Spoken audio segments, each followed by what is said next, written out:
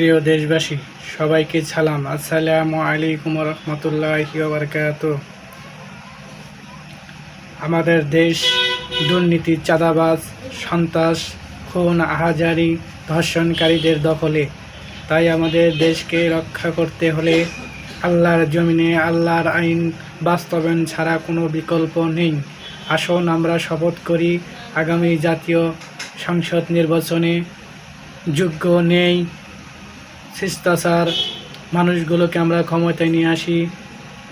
আল্লাহর জমিনে আল্লাহর দিনকে কায়েম করার জন্য বাংলাদেশ ইসলামী আন্দোলন, চরমনাই, হেফাজত, জামাতি ইসলাম 4টি দলকে ঐক্য করে আগামী জাতীয় নির্বাচনে এক প্রতীকে সবাই আপনারা ভোট দিবেন, দাঁড়িপাল্লা মার্কায় ভোট দিবেন, দিয়ে বাংলাদেশ ন্যায় ইনসাফ কায়েমের লক্ষ্যে ইসলামিক খেলাফত চালু করার লক্ষ্যে, ইসলামিক শাসন ব্যবস্থা চালু করার লক্ষ্যে আমরা শপথ করি আগামী নির্বাচনে দাঁড়িপাল্লা মার্কায় ভোট দিব, হাত পাকা মার্কায় ভোট দিব।